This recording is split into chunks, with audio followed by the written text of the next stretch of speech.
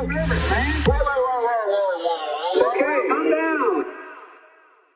of the things we're going to be talking about tonight is this really incredible speech that you gave at the Oxford Union. It was a debate, and the debate was about a resolution that was this House believes that Israel is an apartheid state responsible for genocide. And you obviously argued for it, along with Oxford Union President Ibrahim Asman Mafawi, Palestinian poet and activist Mohammed El-Kurd, and anti-Zionist writer and activist Miko Peled. On the other side, arguing against this was UK Lawyers for Israel Charitable Trust legal director Natasha Hausdorff, writer and Oxford alum Jonathan Sasser-Dodi, and former Palestinian spy and anti-Hamas activist Mossab Hassan Youssef, and Arab pro-Israel activist Yosef Haddad. We are going to talk about this speech because for two reasons. One is I actually just wanted to have you on to talk about it because so many people were rightly hailing it as this really incredible speech, which it is. And then on top of that, obviously it was a powerful speech. And we know that because the Oxford Union uploaded the speech. And then after it got, I think, hundreds of thousands of views, took it down and removed only, I think, a total of like a few minutes of content. But I thought it'd be interesting to take a look at what they considered to be such dangerous content from you. So first up, we're going to show just the opening of your speech. And as people will see, it talks about, you know, some people who did not, I think, take the right lessons of persecution and trauma in terms of what they did to the people of Palestine. So let's take a look at your opening, and then we'll actually play the censored parts of it. Addressing the challenge of what to do about the indigenous inhabitants of the land, Chaim Weizmann, a Russian Jew, said to the World Zionist Congress in 1921 that Palestinians were akin to, quote, the rocks of Judea, obstacles that had to be cleared on a difficult path. David Grun, a Polish Jew who changed his name to David Ben-Gurion in order to sound relevant to the region, said, quote, we must expel the Arabs and take their places. There are thousands of such conversations among the early Zionists who plotted and implemented the violent colonization of Palestine and the annihilation of her native people. But they were only partially successful, murdering or ethnically cleansing 80% of the Palestinians, which meant that 20% of us remained, an enduring obstacle to their colonial fantasies, which became the subject of their obsessions in the decades that followed, especially after conquering what remained of Palestine in 1967. So that was your opening. Anything you want to say about that? Like how did it even occur to you to start there? I thought it was pretty fascinating. The reason I decided to go was not really to debate people who, you know, I just don't really care to debate the people who think that we should be killed, or, you know, and I said this in part of my speech that right. Talked about the humiliation of debating people who think our only life options should be to leave our homeland, submit to their supremacy, or die quietly and politely.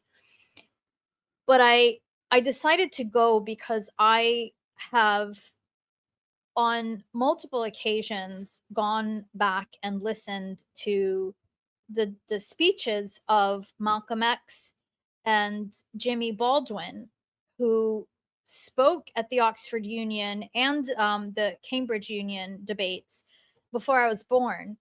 And so the historic record mattered to me. And I wrote that speech for the historic record. It's not about you know, winning a debate or anything. I'm not a debater. I don't care what ultimately what any group of people decides in this moment.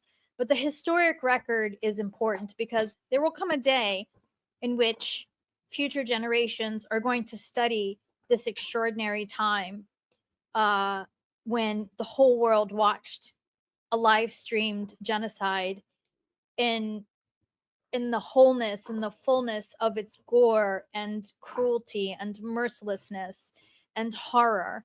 And we need to we we should keep records of this moment for those who will come after us to study this. And so this was going to be, for me, part of the record. And so I worked a lot on this speech. Mostly the hard part about it was saying everything I wanted to say in less than 15 minutes. Yeah. And so I worked on it for days, really, mostly to cut it down and to craft it uh, in my voice, in my literary aesthetic, in my and craft it for content and for impact and for cadence and for all of these things. And I'm saying this really to underscore the offense of having the Right. Oxford Union then go in and edit it. And we're going to take a look at what they edited out. Now, it's interesting. They edited like a sentence here, a fragment there. So what we're going to do is we're going to show precisely what they edited out, and then we're going to show it in its like larger context so it makes more sense. Here is the first thing that they removed. And in the 1980s and 90s, Israeli soldiers had left booby-trapped toys in southern Lebanon that exploded when excited children picked them up. I mean, that is, I think it's probably self-explanatory why they wouldn't want that in there. But what are your thoughts on that? Why that was so threatening to them? I think my whole speech was threatening to them, honestly. Um, but regardless, that's documented. Right. It's documented in news reports at the time. It's documented in UN reports, in eyewitness testimony, in victim testimony. It's part of the historic record. Right. Of course, yeah, they don't want people to know that. I think if they could have, they would have, just erased my entire speech. Right. Yeah. Did they suggest beforehand that they had the right to like edit anything out? Did they ever say that? I'm just curious. The Oxford Union. Yeah. So it's interesting because I had a writer. I gave I and that they agreed to that my speech would not be edited at all. Oh, you had a rider. Oh, okay. I thought you Mhm. were saying writer. Okay, Oh, rider. Got it. no, Yeah. a Right. writer, RIDER. Wow.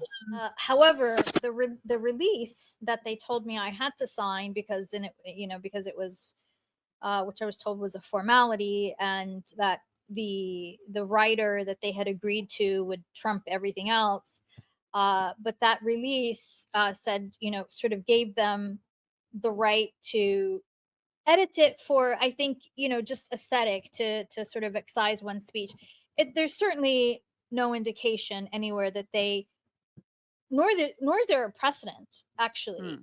Wow. that they would edit, like, my words. I mean, it's Right. kind of, to me, especially because I wasn't speaking off the cuff. All the other speakers sort of maybe had notes or something. If they were speaking off the cuffs, Right. they're orators, and that's what they do. But I'm a writer, and that's Yeah. what I do. And I read what I wrote because I like I said, I weighed every sentence. It was a crafted Yeah. speech. And so for them to go in and edit that is kind of like somebody taking my books and editing some of my words and then just publishing it without, do you know what I Right. mean? Yeah. As if without even acknowledging it. Right. Like it's not even like Exactly. this has been edited for length or whatever. Like people will sometimes do. Yeah.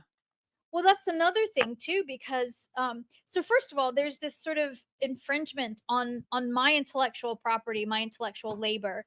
But then also there's the offense against the historic record. Like, Right. they've fashioned these people who claim to be bastions of free speech and open debate. In fact, made themselves the arbiters of what's acceptable speech and what's not. So that's the other thing. But Yeah, I mean, it was just it's just egregious. It was just egregious all Yeah. around.